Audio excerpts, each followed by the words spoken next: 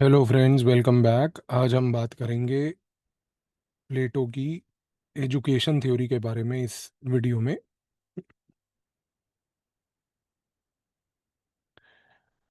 पिछले दो वीडियोस में मैंने आपको प्लेटो को कंटेक्सचुअलाइज करके कि किस तरीके से प्लेटो की पूरी थ्योरी और कैसे हमें प्लेटो को वेस्टर्न ट्रेडिशन में देखना है, प्लेटो के थ्योरी के क्या ओवरऑल प्रिंसिपल्स हैं, उन प्रिंसिपल्स के तहत प्लेटो की जो ओवरऑल फिलॉसफी को देने की एक एबिलिटी थी, उस मेथडोलॉजी को भी हमने समझा है। उसी मेथडोलॉजी को मद्देनज़र रखते हुए प्रीवियस वीडियो जो हमने लास्ट टाइम लास्ट क्लास में करी है, अब हम उसको अप्लाई करके देखेंगे कि प्लेटो की एजुकेशन थ्योरी जो है, जो उसने यहाँ पर डिज़ाइन करी, वो क्या है। अब सबसे पहले समझने की ज़रूरत है यहाँ पर हमें कॉन्टेक्स्ट। कॉन्टेक्स्ट ये है कि हम सब जानते हैं कि प्लेटो जो है वो बेसिकली एथेंस में रहता था। और वो क्योंकि एथेंस में रहता था, एथेंस में उस समय जब प्लेटो रहता था तो एक बहुत बड़ी प्रॉब्लम ये थी कि एथेंस उस समय एक बेसिकली अनस्टेबल स्टेट था। तो एथेंस को अनस्टेबल होने के नाते वहाँ पर प्रॉब्लम क्या थी कि पूरी की पूरी जो सोसाइटी थी वो बेसिकली डिवाइडेड थी। अब क्योंकि पूरी सोसाइटी वहाँ पर डिवाइड हो चुकी थी, अलग अलग ग्रुप्स में लोग रहते थे, तो प्लेटो ने एक प्रॉब्लम आइडेंटिफाई करी। प्रॉब्लम ये थी प्लेटो के हिसाब से कि एथेंस में बेसिकली यूनिटी नहीं थी।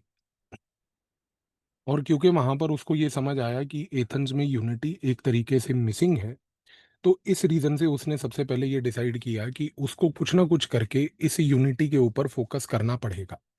और ये यूनिटी अगर लानी है तो इसके लिए प्लेटो ने एक चीज़ जरूर समझी। उसने कहा कि देखो, यूनिटी लाने के तरीके बेसिकली दो होते हैं। एक तरीका होता है कि we can get unity by force, यानी कि एक अगर रूलर है, रूलर अगर चाहे तो सोसाइटी को फोर्सेबली यूनिफाई करके यूनाइट करके रख सकता है। पर प्लेटो को ये चीज़ समझ आई कि अगर एक रूलर फोर्सेबली सोसाइटी को यूनिफाई करेगा, फोर्स का और बल का प्रयोग करके सोसाइटी को एकजुट करके जोड़ने की कोशिश करेगा, तो जाहिर सी बात है कि ऐसी सोसाइटी लॉन्ग रन में कभी भी इफेक्टिव नहीं हो पाएगी। इस रीजन से प्लेटो ने एक नया मॉडल जो है वो कंसेप्चुलाइज करने की सोची। पर ये याद रखिएगा, मैं फिर बोल रहा हूँ कि इस मॉडल के पीछे एक सोशल केओस था जो प्लेटो ने उस समय ऑब्जर्व किया। तो प्लेटो की थ्योरी ऑफ एजुकेशन जो अब आने वाली है उसके दो चीजें आपको याद रखनी है। पहली चीज ये याद रखनी है कि it was born out of social chaos. क्योंकि जब तक हम ये चीज को नहीं समझेंगे कि वो थ्योरी इमर्ज कैसे हुई, तब तक हम उस थ्योरी के एसेंस को भी नहीं समझेंगे कि वो थ्योरी उसने दी क्यों। तो प्लेटो की पूरी थ्योरी जो एजुकेशन की अब आने वाली है, it was born out of social chaos. और सोशल केओस में हम ये कहते हैं कि वहाँ पर सोसाइटी उस समय डिवाइडेड थी, लोग यूनाइटेड नहीं थे, अपने इंटरेस्ट्स के बारे में चर्चा करते रहते थे। इन लोगों को यूनाइट करने का टास्क प्लेटो ने लिया, और इसको करने के लिए उसके सामने एक विकल्प यानी कि एक ऑल्टरनेटिव था कि वो बाय फोर्स करे, लेकिन दूसरा था कि एक ऑल्टरनेटिव मॉडल प्रपोज करे। तो प्लेटो ने उस ऑल्टरनेटिव मॉडल को मद्देनजर रखते हुए चीज़ों को आगे बढ़ाया। उसने कहा कि ये जो ऑल्टरनेटिव मॉडल होगा, इसमें सारा फोकस होगा मोरालिटी का। और किसी भी तरीके से फोर्स मोरालिटी को नहीं ला सकती आज की डेट में। क्योंकि फोर्स मोरालिटी को नहीं ला सकती और फोर्स मोरालिटी इंश्योर और इन्फोर्स नहीं कर सकती, तो जाहिर सी बात है कि कुछ एक ऑल्टरनेटिव थॉट प्रोसेस चाहिए होगा जो मोरालिटी सेंट्रिक बात करे। अब इस केस में प्लेटो ने अपनी थ्योरी ऑफ एजुकेशन को पहली बात तो विजुअलाइज किया। तो ये चीज़ अब आपको क्लियर हो जानी चाहिए यहाँ पर बिफोर वी प्रोसीड फर्दर कि it was born out of a social chaos. और दूसरी चीज़ ये है कि ये प्लेटो की जो एजुकेशन थ्योरी थी, सोशल केओस के साथ साथ एक ऐसे टेम्पलेट पे काम कर रही थी जिस टेम्पलेट के अंदर सारा फोकस होना चाहिए था मोरालिटी पे। तो प्लेटो ने इन चीज़ों को मद्देनजर रखते हुए अपनी थ्योरी ऑफ एजुकेशन कंसेप्चुअलाइज करी। इसी रीज़न से यहाँ पर अगर हम एक स्कॉलर हैं जिनका नाम है मेलिसा लेन, अगर उनको देखें तो उन्होंने एक बहुत इंपॉर्टेंट ऑब्जर्वेशन प्लेटो को लेके दिया। उन्होंने कहा कि प्लेटो जो है वो बेसिकली डिसयूनिटी को रिमूव करना चाहता था। इसको वो रिमूव करना चाहता था। और उन्होंने कहा कि ये डिसयूनिटी जो है एथेंस का एक कैरेक्टर बन चुकी थी। एथेंस का एक कैरेक्टर बन चुकी थी। तो क्योंकि ये डिसयूनिटी को वो रिमूव करना चाहता था जो एक एथेंस का कैरेक्टर थी, इस रीजन से प्लेटो ने विजुअलाइज करा एक स्टेबल ऑर्डर को। और ये जो स्टेबल ऑर्डर था, ये प्लेटो ने सोचा कि ये तभी आ पाएगा जब सोसाइटी की ह्यूमन बॉडी की तरह हेल्थ अच्छी होगी। आप यहाँ पर चीज को समझने की कोशिश कीजिए कि मेलिसा लिन क्या कर रही हैं, एक एनालॉजी ड्रॉ कर रही हैं। और ये एनालॉजी जो है वो ये ड्रॉ कर रही है कह के कि प्लेटो जो है उसने पूरी की पूरी सोसाइटी को ह्यूमन बॉडी की तरह विजुअलाइज किया था। तो प्लेटो के मुताबिक सोसाइटी जो है वो बीमार थी। एक बीमार सोसाइटी को एक अच्छा स्टेबल ट्रीटमेंट देने की आवश्यकता थी। एक बीमार व्यक्ति को ट्रीटमेंट देने के लिए आप उसके ऊपर किसी प्रकार का फोर्स तो नहीं लगा सकते। और ये फोर्स ना लगाने की वजह से मेलिसा लिन ने बोला कि इस रीजन से उसको ये पता था कि ये यूनिटी एम्पथी से ही आएगी। यानी कि कोई भी बीमार व्यक्ति को एक एम्पथी की आवश्यकता होती है, कि एम्पथी के तहत उसको ये बात बताई जाती है कि देखिए आप भरोसा रखिए, आपको कुछ नहीं होगा, आपकी तबीयत ठीक हो जाएगी। जब डॉक्टर ये भरोसा दिलाता है तो पेशेंट को एक साइकोलॉजिकल रिलीफ भी मिलता है। इसी तरीके से मेलिसा लिन ने कहा कि प्लेटो का भी थॉट प्रोसेस यही था। वो सोसाइटी को एक स्टेबल ऑर्डर के तरीके से जैसे एक human body effectively healthy function करती है, वैसी सोसाइटी विजुअलाइज कर रहा था। इस रीजन से प्लेटो ने ये आइडेंटिफाई किया कि जैसे ह्यूमन बॉडी में क्रिटिकल फंक्शन करता है हार्ट, इसी तरीके से एक स्टेबल ऑर्डर और एक स्टेबल सोसाइटी में फंक्शन करता है सोल। इस रीजन से मेलिसा लिन ने कहा कि प्लेटो ने एक चीज समझ ली कि soul is very crucial. Soul is very crucial का मतलब ये है कि जो स्टेट है, it must nurture the soul. State जो है उसको बेसिकली सोल को नर्चर करना है। इस रीजन से प्लेटो के दिमाग में एक चीज ये थी कि जो गवर्नेंस भी होती है, वो गवर्नेंस में फोकस स्टेट क्राफ्ट पे नहीं होना चाहिए, बल्कि वहां पर फोकस होना चाहिए सोल क्राफ्ट पर। आई बिलीव आप चीज को समझ रहे हो। क्यों, जब आप मेलिसा लिन के इस आर्ग्यूमेंट को समझते हो तो इस आर्ग्यूमेंट से आप आगे प्लेटो की थ्योरी ऑफ एजुकेशन के बाद जिसके बारे में हम चर्चा करेंगे वो है प्लेटो की थ्योरी ऑफ सोल, वो भी समझोगे। तो प्लेटो की थ्योरी ऑफ सोल का बर्थ यहाँ पर कैसे हुआ? वो ऐसे हुआ कि प्लेटो ने ये चीज को समझा कि अगर एक सोसाइटी अगर कहीं ना कहीं प्रॉब्लमेटिक है तो सोसाइटी प्रॉब्लमेटिक ठीक की जा सकती है। ठीक करने के लिए सोसाइटी में जो बीमारी है उसको आइडेंटिफाई करो, और उस बीमारी को आइडेंटिफाई करके वहां पर एम्पथेटिक ट्रीटमेंट दो। और ये बीमारी जो है वो बीमारी ये थी कि लोगों के सोल खराब हो चुके थे।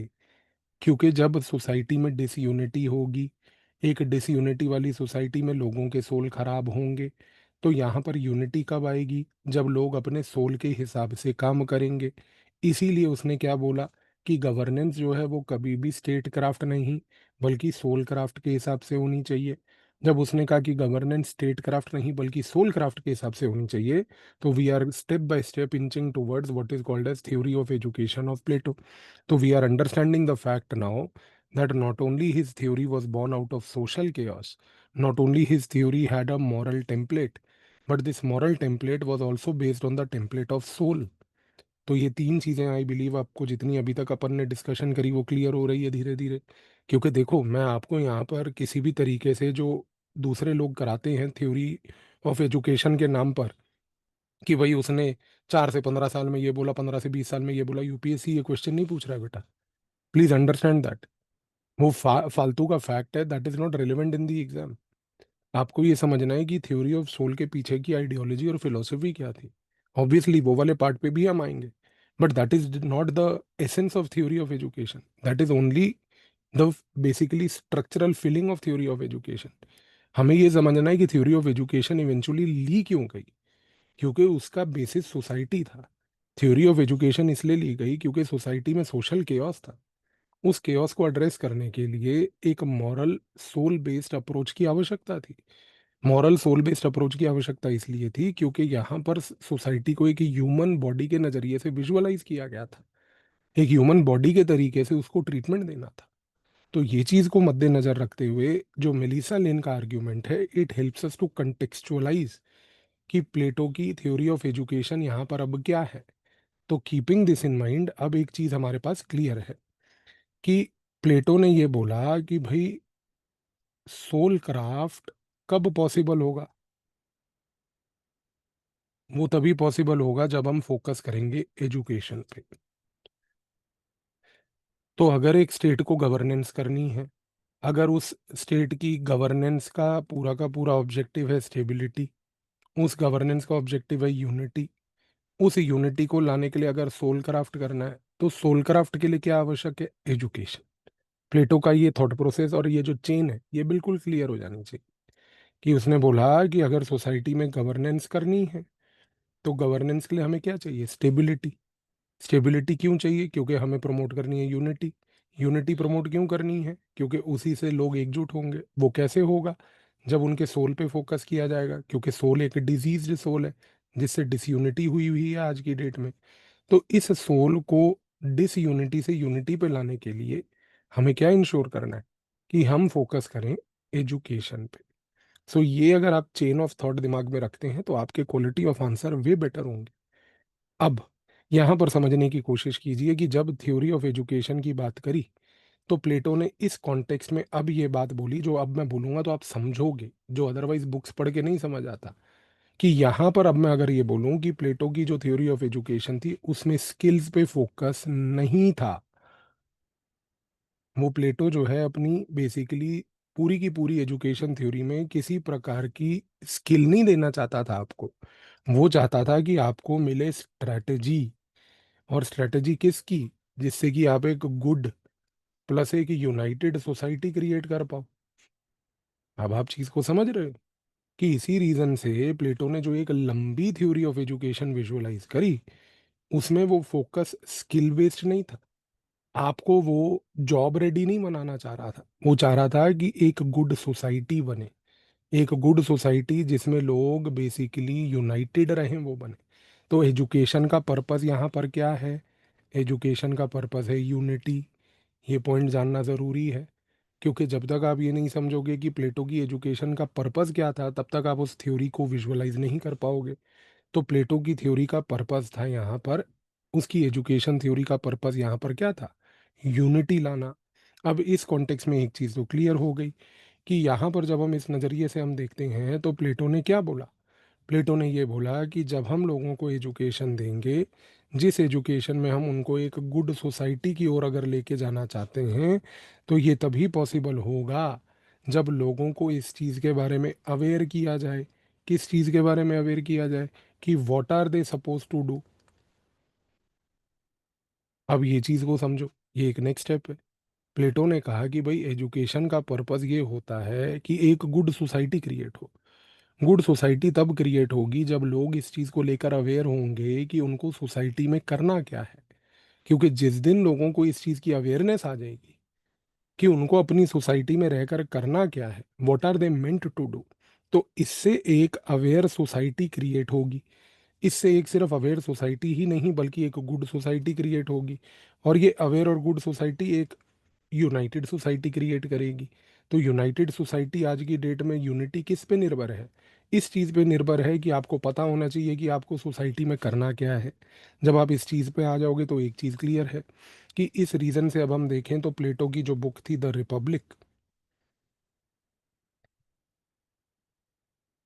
उस बुक में उसने इस आर्ग्यूमेंट को अच्छे से एक्सप्लेन किया। उसने सिंपल बात ये बोली कि जितने भी पीपल हैं सोसाइटी में, सब अलग अलग एबिलिटीज को लेके पैदा होते हैं। हर व्यक्ति की एक अलग एबिलिटी होती है। लेकिन उसने ये चीज बहुत क्रूशली बोली कि हर व्यक्ति के पास एक एबिलिटी होती है। हर व्यक्ति के पास क्योंकि एक एबिलिटी होती है और एबिलिटी सबकी अलग अलग होती है, तो सोसाइटी में एजुकेशन का काम क्या है? इस एबिलिटी को आइडेंटिफाई करना। इस एबिलिटी को आइडेंटिफाई करना। तो एक सोसाइटी में एजुकेशन क्या रोल प्ले करती है? वो ये रोल प्ले करती है कि आपको एक एबिलिटी मिले जिससे कि आप आइडेंटिफाई कर पाओ कि आप सोसाइटी में किस लिए एग्जिस्ट करते हो। आपका इन्नेट क्या ऐसी एबिलिटी है? ये पर्पस है एजुकेशन का। तो प्लेटो ने ये बात बोली कि देखिए, अगर स्टेट को एजुकेशन प्रोवाइड करनी है तो वो एजुकेशन प्रोवाइड करके लोगों की इस एबिलिटी को आइडेंटिफाई करने में मदद करे। क्यों? क्योंकि जब लोगों को उनकी ये एबिलिटी आइडेंटिफाई करने की एबिलिटी मिल जाएगी, जब लोगों को ये पता चल जाएगा कि उनकी एबिलिटी आफ्टर ऑल क्या है, जब लोगों को ये पता चल जाएगा कि वो किस एबिलिटी के लिए एग्जिस्ट करते हैं, तो आप उनको सोसाइटी में उस एबिलिटी को मैनिफेस्ट करने में उनकी मदद कर पाओगे। अब कोई आदमी की एबिलिटी है कि वो एक अच्छा प्रोटेक्टर है, तो उसको अच्छे प्रोटेक्टर बनने की एबिलिटी दो। अगर आपने आइडेंटिफाई किया कि किसी व्यक्ति में अच्छा वर्कर बनने की एबिलिटी है, तो उसको अच्छा वर्कर बनने की ट्रेनिंग दो। अगर आपको पता चला कि कोई एक व्यक्ति सोसाइटी में एक लीडर बनने लायक है, तो उसको लीडर बनने की ट्रेनिंग दो। अगर आप ये इंश्योर करोगे कि यहाँ पर जो आदमी जिस चीज के लिए सूटेबल है, अगर वो सूटेबल टास्क वो करता है, तो ये सूटेबल टास्क करने से सोसाइटी में स्टेबिलिटी भी होगी, सोसाइटी में यूनिटी भी होगी। ये एजुकेशन का ट्रू पर्पस है। और सबसे बड़ी बात, अब देखना, एक बड़ा इंपॉर्टेंट पॉइंट बोलने जा रहा हूँ। प्लेटो ने कहा कि जब आप ये आइडेंटिफाई कर लो कि किस व्यक्ति के लिए क्या सूटेबल है, उस टास्क को करने के लिए उसको आपने ट्रेन कर दिया, उसको उस डायरेक्शन में ले आए कि देखो आपकी ये एबिलिटी थी, आप इसी एबिलिटी को फोकस करो। उस एबिलिटी पे अगर लोग सारे फोकस करेंगे, तो एजुकेशन का सोसाइटी में पर्पस क्या होगा? कि लोगों को वो एबिलिटी आइडेंटिफाई करवाना। और जिस दिन लोगों ने वो एबिलिटी आइडेंटिफाई कर ली कि हमारा लाइफ का फोकस और पर्पस ये है, उस दिन इस एबिलिटी को आइडेंटिफाई करने से एक चीज़ क्लियर हो जाएगी कि अब लोग समझ जाएंगे यहाँ पर कि हमें इसी तरीके से काम करना है। और जब सारे लोग एक सोसाइटी में, ध्यान देना अब जो पॉइंट बोलने जा रहा हूँ, बी कॉन्सेंट्रेटेड हियर, कि जब प्लेटो ने कहा कि एक सोसाइटी में सारे लोग वही टास्क करेंगे जिसके लिए वो सूटेबल थे, उस टास्क को करने से केवल सिर्फ सोसाइटी में यूनिटी नहीं होगी, बल्कि उससे सोसाइटी में जस्टिस भी होगा। तो थ्योरी ऑफ जस्टिस प्लेटो की कोई अलग थ्योरी नहीं है। थ्योरी ऑफ जस्टिस यहाँ पर क्या है? समझो कि एक ऐसी सोसाइटी, एक ऐसा जस्टिस, जस्टिस प्लेटो का यहाँ पर मतलब लीगल लॉज नहीं है। प्लेटो के हिसाब से जस्टिस का मतलब ये है कि सोसाइटी में सब लोग वो काम कर रहे हैं जिसके लिए वो बने हैं, जिसके लिए वो सूटेबल है। और ये काम करने के लिए एजुकेशन इज क्रूशियल। तो आप थ्योरी ऑफ एजुकेशन को प्लेटो की थ्योरी ऑफ जस्टिस से डिवोर्स नहीं कर सकते, यानी कि सेपरेट नहीं कर सकते। तो प्लेटो की theory of education and Plato की theory of justice are inter related. In fact अगर कल को यूपीएससी मेंस में ये क्वेश्चन दे दे, तो आपको घबराने की आवश्यकता नहीं है कि justice can best be achieved in the Platonic version, specifically through the theory of education, because education is what leads to justice. आपको आई बिलीव ये पॉइंट समझ आ रहा है? क्योंकि एजुकेशन का पर्पस क्या है? ये है कि सोसाइटी में जिस चीज के लिए आप बने हो, जिस चीज के लिए आप सूटेबल हो, आप उस चीज को करो। और जब आप जिस चीज के लिए सोसाइटी में सूटेबल हो उस चीज को करते हो, तो उससे सोसाइटी में यूनिटी और स्टेबिलिटी ही नहीं आती, बल्कि वो यूनिटी और स्टेबिलिटी एक हॉलमार्क है जस्टिस का।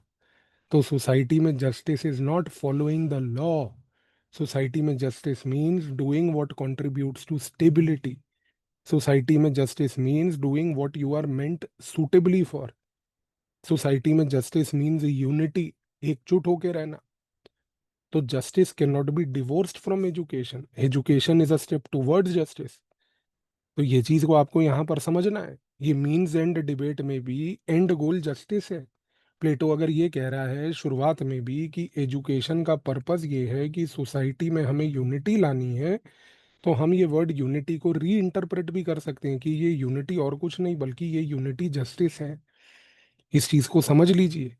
ये किताबें पढ़ के और सस्ते नोट्स पढ़ के नहीं समझ आएगा आपको। थोड़ा सा एबिलिटी को हॉर्न कीजिए यहाँ पर समझने की। तो इस चीज को ध्यान रखिए यहाँ पर। तो justice does not mean anything different here. Education and justice are inter related. Suitability of task को आइडेंटिफाई करना एजुकेशन का काम है, और एजुकेशन के ये काम करने से जो स्टेबिलिटी बनती है वो जस्टिस का एंड गोल है। तो आई बिलीव इस वीडियो के बाद आपको ये चीज़ की कंप्लीट क्लैरिटी हो गई होगी। इसी थ्योरी को अब हम आगे बढ़ाते हैं और एजुकेशन की थ्योरी के पार्ट 2 को अब हम नेक्स्ट वीडियो में समझते हैं। बट आज जो मैंने आपको ये कंसेप्चुअल थॉट बताया है जो थोड़ा सा स्लाइटली डीप है, इसको प्लीज़ एक बार क्लास के बाद दोबारा रिविजिट करिए, दोबारा इसको रीरीड करिए। जैसे मैं आपको मेंटरशिप की अभी क्लासेस में ये बात बताऊंगा कि मल्टीपल रीडिंग से कैसे आपके ब्रेन में ब्रेन सेल्स के अंदर इन्हेंसमेंट होती है और कंटेंट फिट हो जाता है, उसी तरीके से आप इसको कम से कम रीड करिए अच्छे से, ताकि कल की क्लास से पहले अब आपको ये थॉट प्रोसेस क्लियर हो। और मेंटरशिप की क्लास में भूलिएगा मत उन टेक्निक्स को अपनाना, they are universal in nature, they will help you. 1 दिसंबर से स्टार्ट कर रहे हैं हम लोग, लिंक ज्वाइनिंग का नीचे डिस्क्रिप्शन में। Thank you.